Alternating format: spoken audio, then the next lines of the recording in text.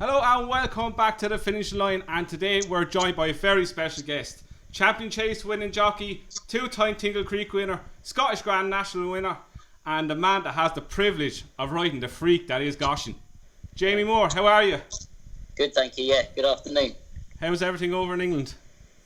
Yeah, it's it's a bit sunny now, but it's been pretty wet the last few days. Yeah, we're hitting rain now in a few minutes. A black cloud looming over us. Yeah.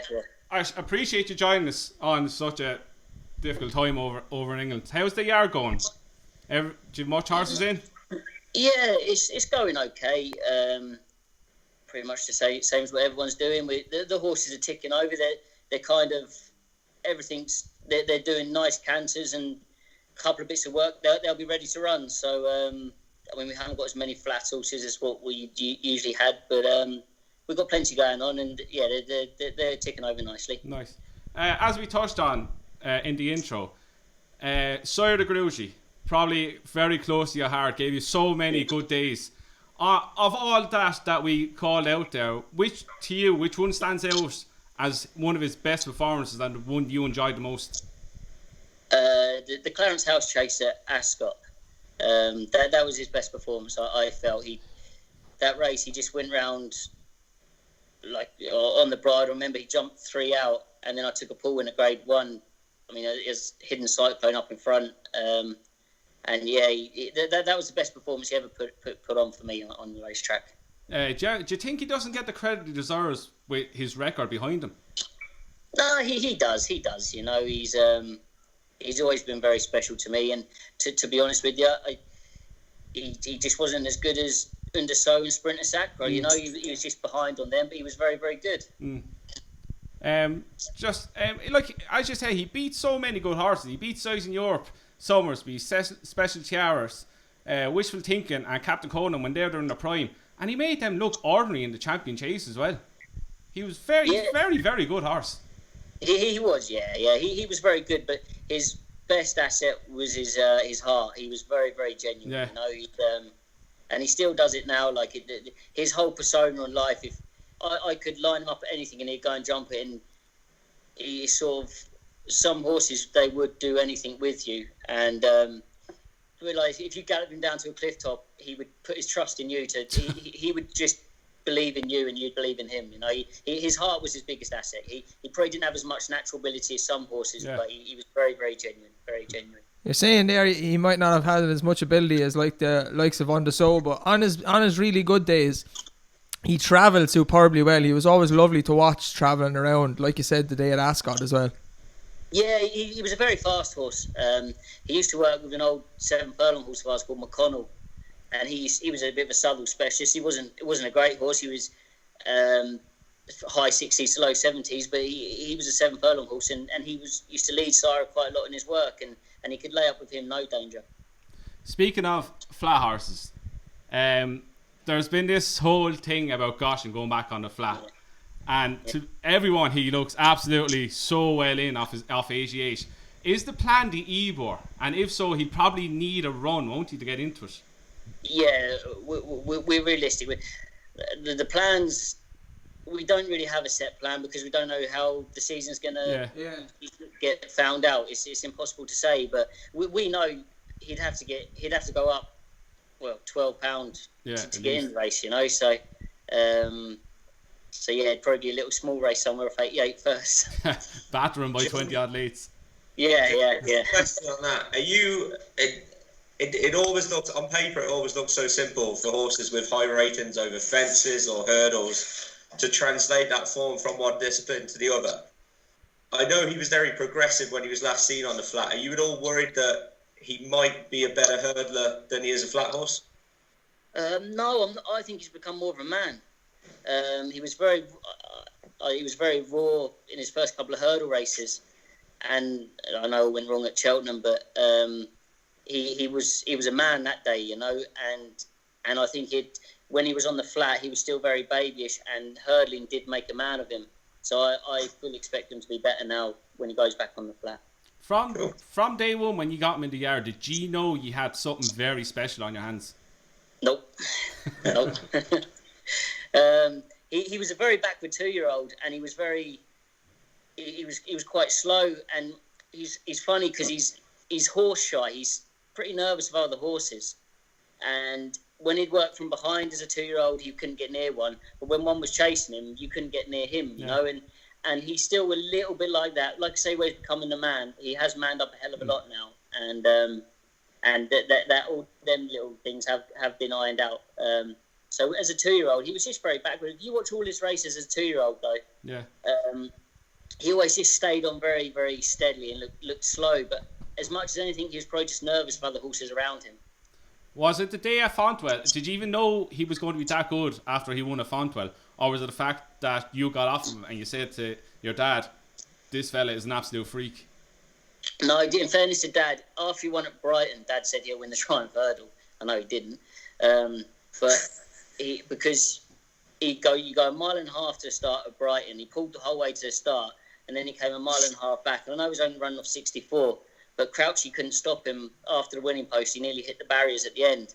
So he'd gone nearly 3 miles just pulling the whole way there and back. And you kind of, although it wasn't a good race, you just sort of know that all this horse wants to do is run. And then he proved it at Sandown and Nottingham. And he was the biggest certainty on earth on Bontwell, you know, and then Sandown after that, and Ascot, you know. Like even the Ascot form worked out exceptionally well with Nordano going on to win the big handicap at Ascot after that.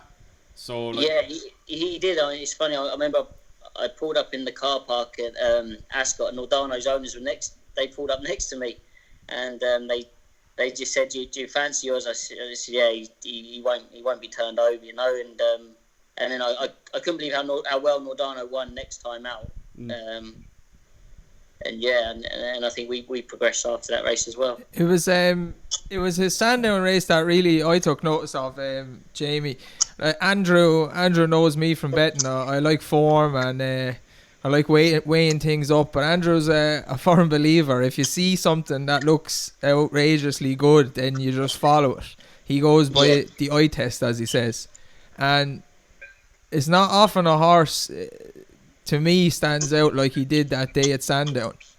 I think we were talking in a group the other day, and I was after rewatching the Sandown race, and just the way he travelled the whole way around, he kept going further and further clear. Now again, he was doing that at Cheltenham as well, but that day at Sandown, I was watching it. I was like, this thing is really, really special. Yeah. I mean, it's funny because every race I've ridden him in, you don't honestly think you're going that fast. You're still taking a pull, and then you think, well, I've gone too slow here, because all he does is gallop. So you think, I need to let out an inch of rain. And I did that after 3 out at Sandown, and then by the time I turned in, I'm 20 lengths clear, and then he's just going further and further and further clear, and you're starting to ease him down before the last, you know. So at the Sandown race, it even looked like he was eased down to a walk, and he was still going further clear by the end of it. Yeah. Well, they were walking him behind because of the ground, but no, I mean, Sandown, it's a stiff track, but that's what suits him. His biggest asset, he's not very fast, but he can just maintain a run that no other horse I've ever sat on and never will sit on. Like Sire De Grugy had a turn of foot, he could travel to have a turn of foot. Whereas this horse, there's no turn of foot, but it's just an end-to-end relentless gallop that the horses just can't live with. If you worked him on the gallops at home, you wouldn't think, oh wow, he's something special. It's only when he gets on the track that he opens up. And we roll on to Cheltenham, where unfortunately he's the freakiest thing ever happened I've ever seen in a horse race in my life. His two feet getting caught together. But before that, it looked to me that they, like all mankind, just couldn't take you far enough. How, like, you talk us through how it felt riding in that? Yeah, I mean, it's why I was so distraught. He popped over the first hurdle, popped over the second, and the Spire Tail came across me a bit, and he got a bit of a fright how he can do from other horses. So then I was on the outside, and I thought, well, it's not ideal because he might start doing his jumping right, hanging right. So I had him tight on the left rein, dick in the right hand, and the whole way around just had hold of his head, and it was just ping, ping, ping, ping. His hurdling was absolutely phenomenal, like proper dancing. He was very, very quick. And then coming down the hill, I still thought I didn't feel I was actually going that quick. Yeah. And then I thought, right, all he's going to do is stay once he hits the hill. So I thought, all right, let's go now and kick him on. And I mean, he's destroyed them already, but he was actually still picking up when he came to that hurdle. And where I made the mistake, possibly, the thing is, he's done so much schooling and he's put down on me when I fired him before. So I probably trusted him a bit too much. I think because you believe in a horse, I thought, well, it was a bit long, but nothing massively long.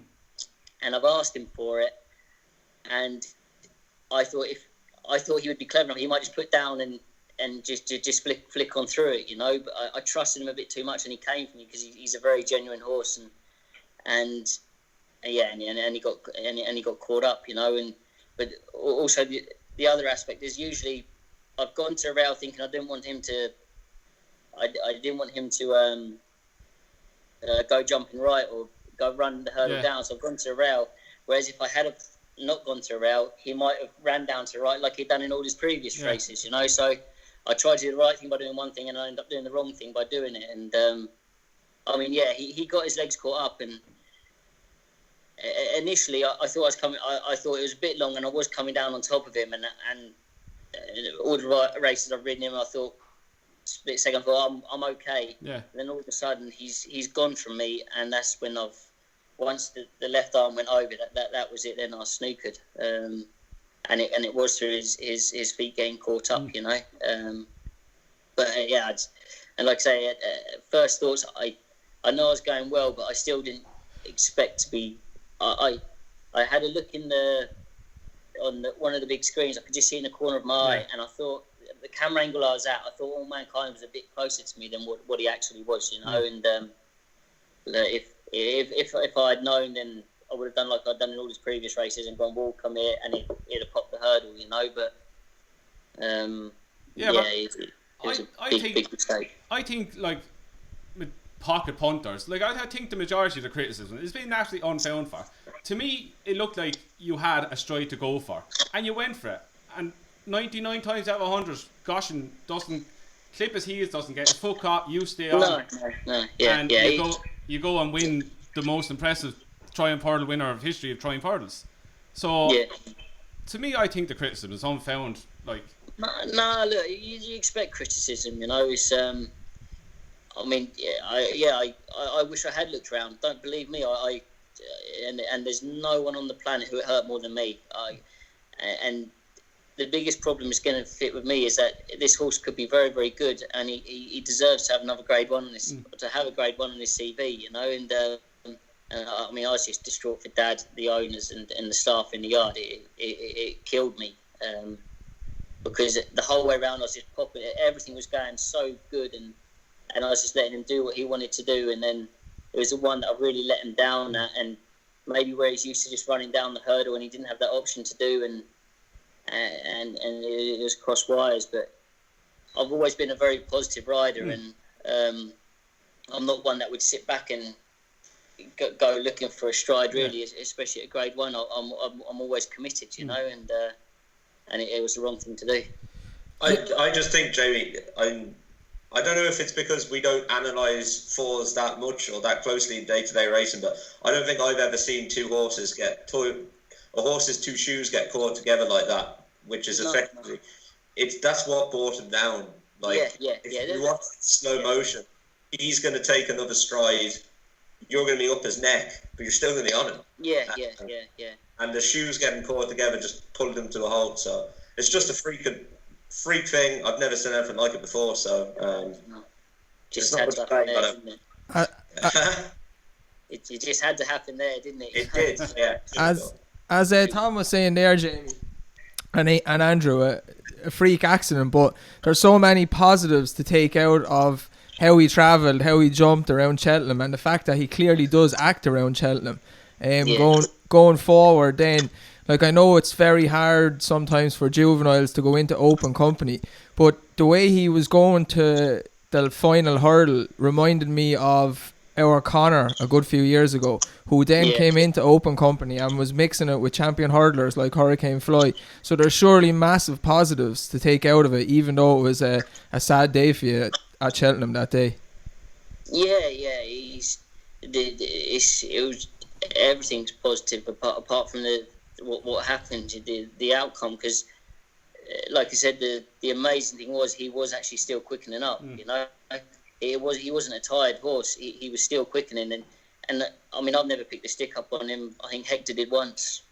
I can't remember. I think 4 out at Nottingham because I don't know, something happened. But he's never. He's just got unlimited potential at the minute. He was still quickening anyway. So, like I think he's going to put this whole 4-year-old Triumph Hurdle. Well, he was going to be the winner. To bed. He just, to me, looking at a screen, how big is he? He looks massive. He looks in the mould to me as a Faugheen type of horse, a big bull of a horse. Yeah, he wouldn't be as big. He'd be a lot slighter than him. He's quite tall and rangy, and as freakish as it is, he pulled 2 of his shoes off at Ascot, and he's kind of moves like a greyhound, where the back legs come so far forward. Yeah. Which, I don't know, maybe that could be why he's so good. You know, he's got so much power underneath him. Different dynamics or different physics, whatever it's called, to other horses. And he's quite tall, but he's not a real gross horse. He did put on a bit of weight between Ascot and Cheltenham. Like, he's still filling out. Yeah. He's just a very good look. He's a perfect specimen, really. Perfect specimen. Looking on to next season, obviously the aim probably will be the champion hurdle, touch wood, all going well.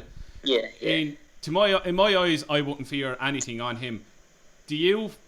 I know you're probably going to say Epiton, this, that, but to me, I think the fact that a Triumph Hurdle horse that fell at the last is installed as second favourite champion hurdle just goes to show what the whole racing public think he is and what he can be. Do you go into next season full of confidence that, right, I'm going to make amends for next year, champion hurdle is mine for the taking? I wouldn't be as blasé as that, but I do. If he lined up against anything, I wouldn't want to be on anything else in the race. You know, I'd rather ride him than be against him. But we just have to take it one step at a time, and all being well. I mean, he hasn't had a hard season. He hasn't had a hard career, really. So. Really, you think maybe the 4-year-olds, because they have a hard season, maybe that's why they don't progress on to the next season. Like when the good 2-year-olds as well on the flat to 3-year-olds. But he hasn't gone. He's finished Cheltenham not quite through the end of the race. He hasn't gone to Aintree. He hasn't gone to Punchestown. He's not been to France. You know, so he could be a relatively fresh horse for next season. And I mean, you always respect opposition in them championship races. You'd have to, but I certainly wouldn't swap him for anything. Jamie, there's just there's 2 things you mentioned there about him. That 1, he's a bit babyish, and 2, he just goes at really high cruising speed and he doesn't quicken up. In those 2 things, would you be at all concerned about those for a champion hurdle? I think he'll be okay by then, to be honest. The speed thing, he's got he's not the quickest, but he's got a fast enough cruising speed to lay up, you know. And the babishness, he'll the way he progressed from each run last year, that wouldn't be bothering me. He's I don't know, everything just seems so easy to him. That's the beauty of him, is that everything is just very easy for him. It actually does look relatively easy for him, everything. I remember saying to Andrew in the Triumph Hurdle after 3 hurdles that, and All Mankind is a good horse and he goes a right good gallop. I turned to Andrew sitting beside me, I was like, that thing can't lead Goshen. Goshen wants to go faster than that. And I think Harry Skelton was amazed beside you as well, coming up the top of the hill and around the corner, that you were going so well beside him. So I wouldn't think speed would be a problem for him in a champion hurdle either. No, and the way you got to look at it, I mean, Harry was grabbing hold of All Mankind early enough to try and go quicker and quicker, and I didn't think we were going fast, but it must have been going fast because the initial winner, Burning Victory, was Moyes back.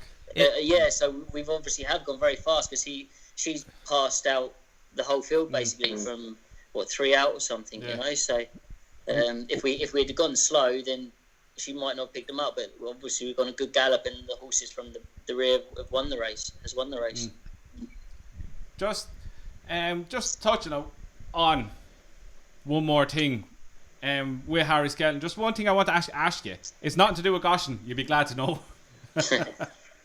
But I was just looking back on some races last night, and the Void races Sandown, where yourself and actual Harry were the ones that actually spotted the flag. What baffled me to this day is why it took so long for the stewards to come out and say something about it. Was it the fact that he was so close to the fence that you were like, right, is it the fence is being omitted, or is it a Void race? I know it was the yellow flag, but to your eyes, I know you've seen the flag. What went on in that?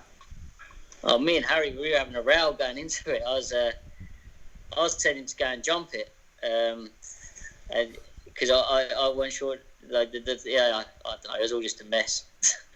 I just remember having a row with Harry going into the fence. I can't remember, but we all, thankfully, the stewards let us off. It was all. There was just a lot of cross wires. If you watch all the ins and outs of it, there was blokes running down the back straight with flags. There was cars chasing us, trying to stop us, and it was a funny old race that was. So, all right, one last thing before we actually leave you go.